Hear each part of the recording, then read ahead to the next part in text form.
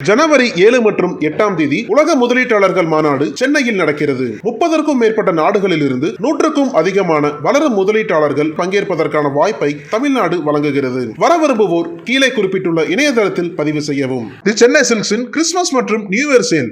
Let the celebrations begin. Captain sir பொறுத்த வரைக்கும் என்னுடைய நினைவுகள் என்ன நிரம்பி இருக்குன்னா, நான் தமிழ் சினிமாவுக்கு வந்த புதுசுல 95கள்ல சொல்றேன், 95, 96கள்ல நான் எல்லார் அலுவலகத்துக்கும் வாய்ப்பு தேடி போகும். அப்ப என்னோட சேர்ந்து பல உதவி இயக்குநர்களுக்கும், ஏன்னா ஆர்பி சௌத்ரி சார் அப்படின்னு ஒவ்வொரு அலுவலகமா மாறி மாறி போயிட்டு இருக்கோம், பாட்டு எழுதுறதுக்கு, படம் எடுக்கிறதுக்குன்னு.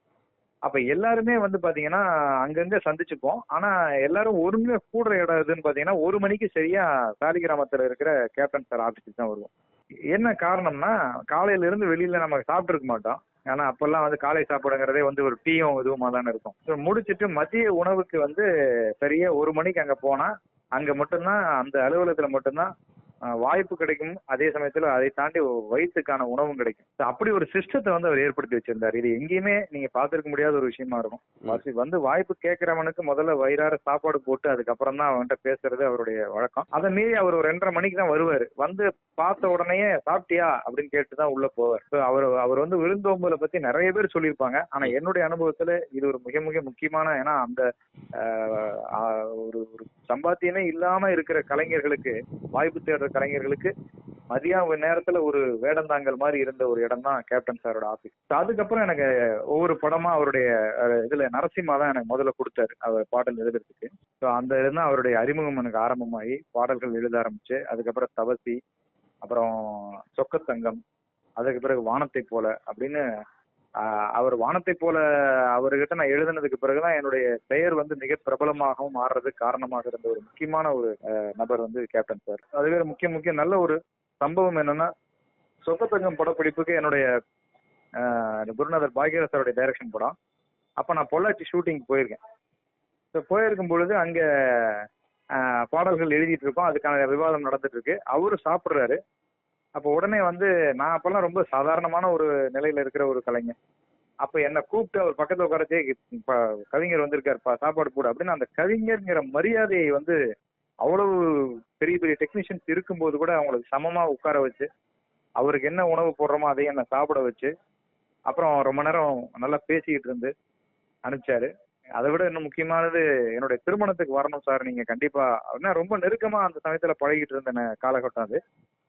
அப்ப அவர் நான் திருமணத்துக்கு வர்றது பிரச்சனை இல்லப்பா, ஆனா நான் வந்தேன்னா வர்ற கூட்டத்துல உள்ளுக்குள்ள மணமக்களே நிக்க முடியாத அளவு கூட்டம் இதாயிடும், அதனால கண்டிப்பா நீங்க முடிச்சுட்டு வீட்டுக்கு வாங்க அப்படின்னு சொல்லி ரொம்ப மனப்பூர்வமா சொல்லி, அப்புறம் நாங்க மறுபடியும் திருமணம் முடிச்சு வீட்டுக்கு போய் ஆசீர்வாதம் எல்லாம் வாங்கிட்டு வந்தோம். ஒரு 10 ஆண்டுகளுக்கு முன்னால எனக்கு போன் பண்ணார். அதுக்கப்புறம் ஒரு சிறு இடைவெளி விழுந்தது.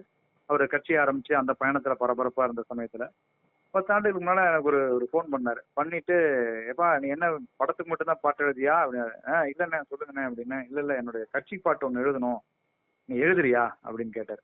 ஐயோ கண்டிப்பா எழுதுறேன்னு, நீங்க சொல்றதுல என்ன அப்படின்னு சொல்லிட்டு, ஏன்னா நான் கலைஞருடைய மிக நெருக்கமா இருந்த காரணத்தால அவர் அதை கேட்டிருக்காரு.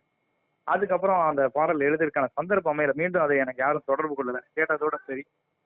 பட் இருந்தாலும் அவருடைய அந்த விருந்தோம்பல், அந்த உயர்ந்த உள்ளம், அதையெல்லாம் கடந்து இன்னொரு முக்கியமா என்னன்னா, எல்லாரையும் ஒரு பெரிய கலைஞனோ சாதாரண புதிய அறிமுகமோ எல்லாரையும் சமமா பாவித்த, மரியாதை கொடுத்த அந்த உயர்ந்த உள்ளம், இதெல்லாம் அவருக்கு நிகர் கேப்டன் தான் அப்படிங்கிறது தான் என்னுடைய இந்த நொடியில் என்னுடைய மனதில் ஏற்படுற ஒரு நெகிழ்ச்சியான சம்பவம். நீங்க குறிப்பிட்டது போல தவசி படத்துல நீங்க எழுதின அந்த தந்தனா தை மாசம் படம் மிகப்பெரிய ஹிட்லாம் எடுத்து மிகப்பெரிய ரசிகர்களிடமும் பொதுமக்களிடம் பெரிய வரவேற்பெல்லாம் பெற்று இருந்தது.